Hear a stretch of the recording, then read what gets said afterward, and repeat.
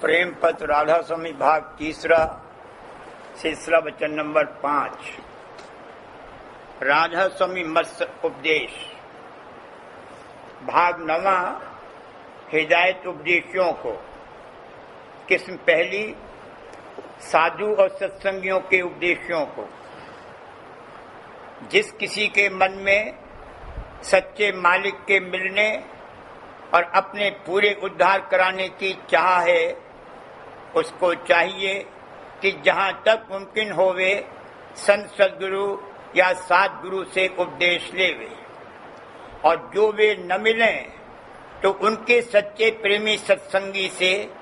गृहस्थ होवे या विरक्त उपदेश लेकर अभ्यास शुरू करे और राधा स्वामी जाल का इष्ट बांधकर उनके चरणों में प्रीत और प्रतीत बढ़ावे। वे अपनी मेहर से उसका संजोग संत सद्गुरु या सद्गुरु से जब मुनासिब होगा मिला देंगे। जो उसके मन में उमंग सेवा की पैदा होवे तो तन और धन की सेवा राधा स्वामी मत के साधु और सत्संगियों की भाव के साथ करे, लेकिन मन राधा स्वामी जाल के चरणों में लगावे। उपदेशकर्ता को वक्त लेने उपदेश के अपना गुरु न बनावे, लेकिन उसको साधन करने वाला समझकर प्यार और भाव के साथ उसका सत्संग करे, और जब जब उमंग होवे और वह मंजूर करे तो तन धन की भी सेवा करे और राधा स्वामी जाल के चरणों का इष्ट बांधकर अपना अभ्यास जारी रखे और संत सद्गुरु से मिलने की चाह मन में रखे,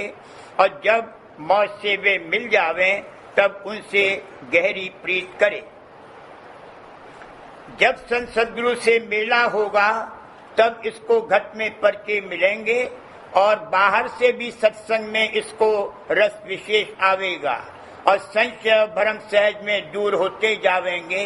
और प्रीत और प्रतीत कुल मालिक राधा स्वामी जाल के चरणों में और भी श्रेष्ठ मार्ग की बढ़ती जावेगी। इसी तरह आहिस्ता आहिस्ता थोड़ी थोड़ी पहचान संत सद्गुरु की होती जावेगी। जो कोई उपदेश करता उपदेशी पर दावा गुरुआई का बांधे या और किसी किस्म का जोर या हुक्म चलावे या उसको खोज और तलाश से बाज रखे और उसके संग से सच्चे परमार्थी की हालत थोड़ी बहुत न बदले, यानी प्रीत और प्रतीत राधा स्वामी जाल के चरणों में बढ़ती न जावे और संसार की तरफ से किसी कदर बैराग या उदासीनता चित्त में न आवे, तो उस उपदेशक को सच्चा गुरु नहीं समझना चाहिए। उसके संग से उपदेशी का सच्चा और पूरा उद्धार नहीं होगा। ऐसी सूरत में उपदेशी को ऐसे उपदेशक से सिर्फ साध भाव मानना चाहिए और पूरे गुरु का खोज वास्ते अपने पूरे उद्धार के जारी रखना मुनासिब है। और जब तक पूरे गुरु से मेला नहीं होगा तब तक कुल मालिक राधा स्वामी जाल जिस कदर मुनासिब होगा ऐसे उपदेशी की संभाल फरमावेंगे और रफ्ता रफ्ता सद्गुरु से भी मेला करावेंगे। जब संत सद्गुरु मिल जावे तो उपदेशी सत्संगी को मुनासिब है कि पहले उपदेशकर्ता से भी मेल बदस्तूर जारी रखे, लेकिन जो वे उसको संत सद्गुरु की भक्ति से हटावें या उसमें विघन डालें तो संत सद्गुरु से हाल अर्ज करके और उनकी आज्ञा लेकर उस उपदेशकर्ता से आइंदा को मेल मिलाप ढीला कर दे या जो मुनासिब होवे बिल्कुल मौकूफ कर देवे। जो वे उपदेशकर्ता सच्चा शौक परमार्थ का रखते होंगे तो वे आप भी सद्गुरु से मिलेंगे और अपने उपदेशी को भी मिलावेंगे, और इसमें सबकी प्रीत परस्पर बढ़ेगी और राधा स्वामी जाल के चरणों में भक्ति ज्यादा मजबूत होगी। और जो वे उपदेशक मानी और लोभी हैं और अपने परमार्थी नफे नुकसान का कुछ ख्याल नहीं करते तो वे आप भी सद्गुरु से नहीं मिलेंगे और जो वे उसका कहना नहीं मानेगा तो उससे विरोध और लड़ाई करने को तैयार होंगे। ऐसे उपदेशक से सच्चे परमार्थी को मेल रखना मुश्किल होगा और उनसे एक ना एक दिन नाता मोहब्बत का तोड़ना पड़ेगा और इस हालत में उस पर किसी किस्म का दोष नहीं आ सकता। भाग 9, किस्म दूसरी, नसीहत संतों के उपदेशों को। जिन लोगों ने कि संत सद्गुरु या सद्गुरु से उपदेश लिया है, उनको चाहिए कि संत सद्गुरु या सद्गुरु से गहरी प्रीत करें और होशियारी से उनका सत्संग करें और जिस कदर के अंतर और बाहर के सत्संग और पर्चों वगैरह से पहचान उनकी होती जावे, उसी कदर उनके चरणों में प्रीत और प्रतीत बढ़ाते जावे और कुल मालिक राधा स्वामी जाल के चरणों में पूरी प्रीत और प्रतीत लावें, तब कार्य उनका दुरुस्त बनेगा, क्योंकि निस्वरूप संत सद्गुरु और राधा स्वामी जाल का एक ही है। जाहिर है कि कुल मालिक राधा स्वामी जाल के चरणों में सत्संग करके और राधा स्वामी मठ और उसके भेद का निर्णय सुनकर पूरी प्रतीत आ सकती है और फिर प्रीत भी उनके चरणों में यानी अंतर शब्द स्वरूप में जो उनका निज रूप है की जा सकती है और इस तरह अंतर अभ्यास और बाहर का सत्संग दिन दिन शौक के साथ जारी रह सकता है। लेकिन संत सद्गुरु और सद्गुरु के चरणों में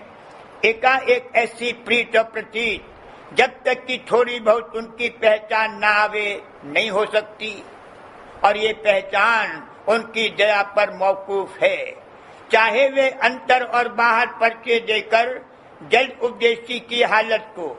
जो वह सच्चा और उत्तम अधिकारी है बदल देवें, यानी उसको थोड़ा बहुत प्रेम बख्श देवें, या जो वह मध्यम और निकृष्ट अधिकारी है तो बाहर सत्संग और अंतर अभ्यास करा के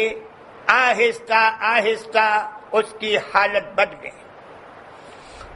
पर इन दोनों सूरतों में उपदेशी को लाजिम और जरूर है कि कुल मालिक राधा स्वामी जाल के चरणों में पूरी प्रतीत और उनकी दया का भरोसा लावे,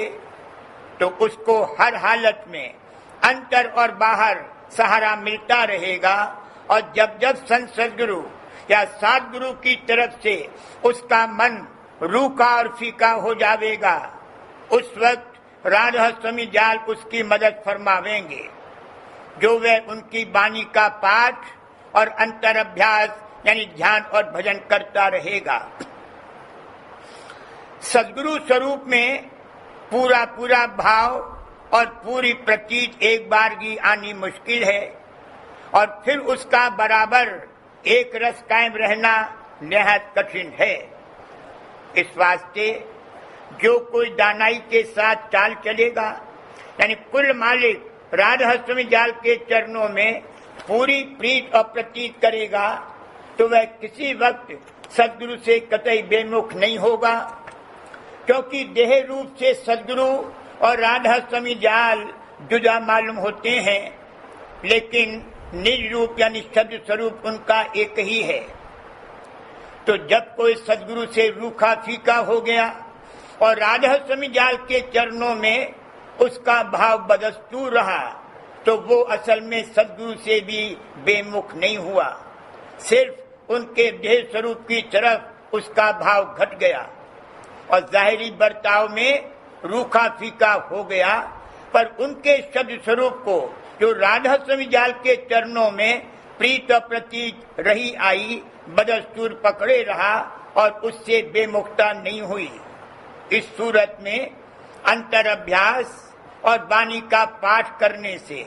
जल्द या थोड़ी देर के बाद उसकी प्रीत सद्गुरु के देह स्वरूप में राधा स्वामी जाल की दया से बदस्तूर हो जाएगी। इस वास्ते कुल उपदेशी यानी सत्संगियों पर फर्ज है कि अपने फायदे के वास्ते कुल मालिक राधा स्वामी जाल के चरणों में गहरी और पूरी प्रतीत और प्रीत करें और सदगुरु स्वरूप में भी जहाँ तक बन सके पूरा प्यार और भाव लावें और उनके देह स्वरूप को ऐसा समझें कि राधा स्वामी जाल अपने निज पुत्र यानी निज धारा के वसीले से आप उस स्वरूप में प्रवेश करके उनका कार्य जिस कदर की बार से संवारना मंजूर है बनाते हैं और अंतर में अपने निज रूप यानी शब्द स्वरूप से संभाल करते हैं। और राधा स्वामी जाल के देह स्वरूप में जिसको कि उन्होंने धारण करके राधा स्वामी मत का प्रकाश किया और सहज जुगत मन और सूरत के चढ़ाने की सुरक्षित मार्ग से जिससे जीव का सच्चा उद्धार मुमकिन है प्रकट करी पूरा भाव और प्यार लाना चाहिए और बारंबार उनका शुक्राना अदा करना चाहिए कि अति दया करके वास्ते जारी रखने उपदेश और उद्धार जीवों के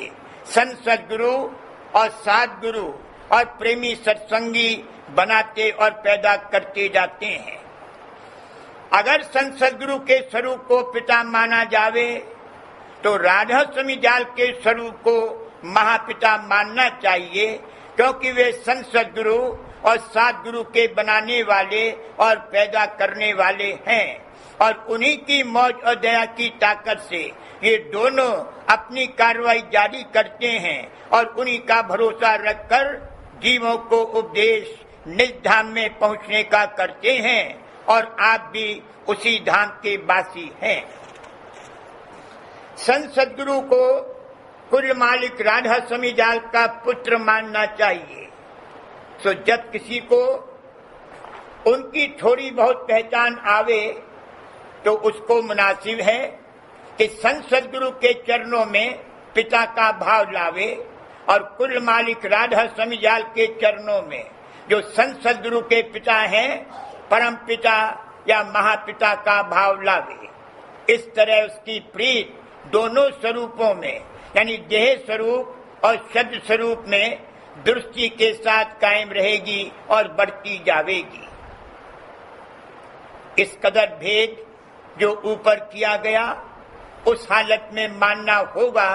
कि जब किसी को थोड़ी बहुत पहचान और परख संत सद्गुरु की आई है, नहीं तो आमतौर पर कुल सत्संगियों को चाहे उन्होंने उपदेश संत सद्गुरु से लिया है या किसी सत्संगी से मुनासिब और लाजिम है कि राधा स्वामी जाल को कुल मालिक यानी परम पुरुष पूर्ण धनी मानकर उन्हीं के चरणों में प्रेम प्रीत करें